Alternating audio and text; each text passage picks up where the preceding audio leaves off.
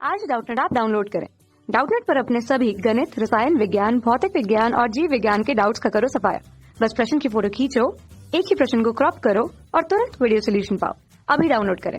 Hello friend, इस प्रश्न में हमें विभवमापी के द्वारा किसी सेल का आंतरिक प्रतिरोध ज्ञात करने के लिए जो है सूत्र की स्थापना का वर्णन करना है। ठीक है, इस प्रश्न में तो इसके लिए हम जो है इस प्रकार से विभवमापी का जो है प्राथमिक परिपथ लेते हैं, जिसमें हमने जो है ए बी लिया है। ठीक है, यह दर्शाता है विभवमापी के तार को, जिसकी लंबाई हम जो है इस प्रकार से एल से प्रदर्शित करते हैं, जहाँ पे हम कह सकते हैं जो एल है यह दर्शाता है विभवमापी के तार की लंबाई को। उसी प्रकार यदि देखें यहाँ पे जो तार ए बी है इसका कुछ प्रतिरोध होगा। ठीक है, कुछ तार का प्रतिरोध प्राप्त होता है हमें। ठीक है, तो कुछ प्रतिरोध होगा तो यहाँ जो संचायक सेल जोड़ा गया है इस प्रकार से तार से, तो इसमें एक धारा प्रवाहित होगी। ठीक है, जिसे हम आई लेते हैं, तो आई धारा के कारण क्या होगा, ए तथा बी के सिरों के बीच प्रतिरोध के कारण क्या होगा, विभव पतन या हमें विभवांतर प्राप्त होगा, जिसे हम जो है इस प्रकार से V से प्रदर्शित करते हैं। तो यहाँ पे लिख सकते हैं V दर्शाता है विभवमापी के तार के बीच विभव पतन को, या हम कह सकते हैं कि उनके सिरों के बीच के विभवांतर अर्थात A तथा B बिंदु के बीच के विभवांतर को। तो यहाँ से हमें क्या प्राप्त हो जाएगा, जो विभव प्रवणता है यह क्या कहलाता है, यह हमें प्राप्त हो जाता है एकांक लंबाई का जो है विभव पतन, जिसे हम K से प्रदर्शित करते हैं। तो K बराबर हमें क्या प्राप्त हो जाता है, B बटे L, जहाँ पे B विभवांतर है।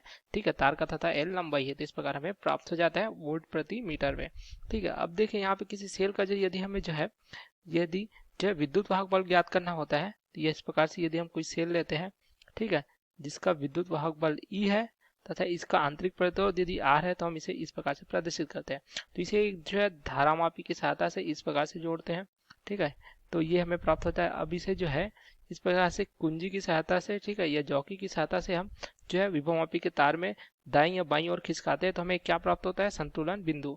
संतुलन बिंदु में क्या होता है, धारामापी में जो है शून्य विक्षेप हमें प्राप्त होता है, अर्थात इसमें कोई विक्षेप नहीं होता। तो यह दर्शाती है कि धारामापी में कोई धारा प्रवाहित नहीं होगी, अर्थात इस प्रकार से एक की ओर कोई धारा प्रवाहित नहीं होगी।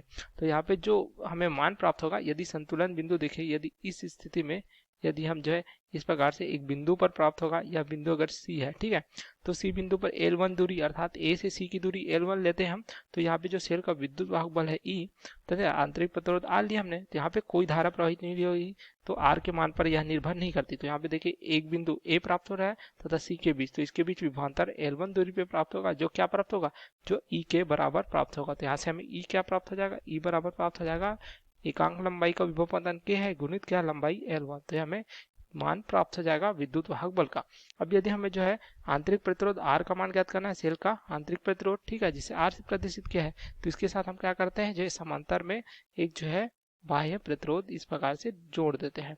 ठीक है, जिसकी सहायता से हम जो है R का मान ज्ञात कर सकते हैं। तो यहाँ पे देखिए, यहाँ पे बाह्य प्रतिरोध R लिया हुआ है। ठीक है, तो इस प्रकार आप संयोजित करने पर क्या होगा, जो सेल है इस दिशा में दिखे, पहले ए से जो है ई की ओर कोई धारा प्रवाहित नहीं होगी, लेकिन सेल जो है बैटरी वाहक है ना, ठीक है, यहाँ पे जिसका विद्युत वाहक बल है, तो इसे एक धारा I1 प्रवाहित होगी इस प्रकार से नीचे की ओर।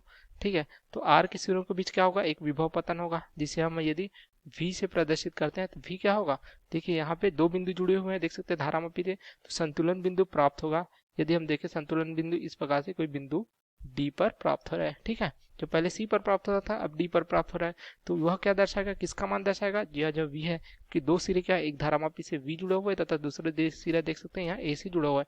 इस स्थिति में क्या होगा, पहले जो R में धारा प्रवाहित नहीं हो रही थी, अब क्या होगी, I1 धारा प्रवाहित होगी। तो जो मान दर्शाया जाएगा विभवमापी के द्वारा वो क्या होगा, यह जो है सेल के जो है टर्मिनल विभवांतर या जो है V का मान दर्शाया जाएगा। तो आप लिख सकते हैं V बराबर पहले की जैसा K तथा अब क्या प्राप्त हो रही, संतुलन लंबाई। यदि हम D के लिए क्या लिखे, यदि हम इसे L2 से प्रदर्शित करते हैं D तक, अर्थात A से D तक की दूरी, तो यहाँ पे लिख सकते हैं K गुणित L2 इस प्रकार से। तो हम देखें तो यहाँ से हमें क्या प्राप्त हो जाएगा, E बटे B बराबर क्या प्राप्त हो जाएगा, K L1 बटे K L2। तो यहाँ से K आपस में कट जाएंगे, तो L1 बटे L2 इस प्रकार से हमें प्राप्त होता है, जिसे हम समीकरण 1 के रूप में लिख सकते हैं, अर्थात E बटे V हमें क्या प्राप्त होता है, L बटे L2 इस प्रकार से। अब देखिए यह परिपथ हमें जो प्राप्त हो रहा है, इस प्रकार से एक लूप प्राप्त हो रहा है नीचे की ओर सेल से, ठीक है, जिसमें एक धारा I1 प्रवाहित हो रही है। ठीक है, तो हम यहाँ पे जो किरचॉफ के वोल्टा नियम से क्या लिख सकते हैं, यहाँ पे जो धन V है इस प्रकार से, तो ये हमें प्राप्त हो जाएगा I गुणित R तथा ये हो जाएगा बराबर, यहाँ पे ऋण से धन, तो ये हो जाएगा ई धन ई होगा तथा ये देख सकते हैं धन से ऋण की ओर जा रहा है, तो ये हो जाएगा ऋण V इस प्रकार से प्राप्त हो जाएगा। ठीक है, तो यहाँ से हम R का मान ज्ञात कर सकते हैं, तो R बराबर क्या हो जाएगा, ये हो जाएगा E ऋण V बटे ये हो जाएगा I, ठीक है। या हम कह सकते हैं यहाँ पे धारा क्या है, देख सकते हैं नीचे की ओर I1 लिया है, तो ये हो जाएगा I1 के रूप में इस प्रकार प्रदर्शित कर सकते हैं, ठीक है। तो I1 का मान क्या प्राप्त हो जाएगा, देख सकते हैं I1 यहाँ पे वोल्टता V है, ठीक है, प्रतिरोध का है R तथा धारा क्या है I1, ये ओम के नियम से हमें प्राप्त हो जाता है। तो यहाँ से I1 क्या प्राप्त हो जाएगा, ये हो जाएगा V बटे R, तो यह मान यहाँ पे रख सकते हैं हम। तो यहाँ से प्राप्त हो जाएगा, ये देख सकते हैं, ये प्राप्त हो जाएगा R बराबर हो जाएगा E ऋण V बटे हो जाएगा V बटे R। इस प्रकार से यह हम लिख सकते हैं R गुणित E ऋण V बटे V, इस प्रकार से। तो यहाँ से दोनों से भाग देंगे, ठीक है। तो ये हो जाएगा R गुणित E बटे V ऋण V बटे V, तो यह जो एक हो जाएगा, यह हम लिख सकते हैं R बराबर R हो जाएगा E बटे V ऋण 1, इस प्रकार से। तथा हम देखें समीकरण को, तो E बटे V का मान क्या है, L1 बटे L2, जहाँ पे L1 जो है प्रथम स्थिति में संतुलन बिंदु तथा L2 जो है द्वितीय स्थिति में, अर्थात जब प्रतिरोध जोड़ा जाता है तब संतुलन बिंदु को प्रदर्शित करता है। तो यह हो जाएगा L1 बटे L2 ऋण 1।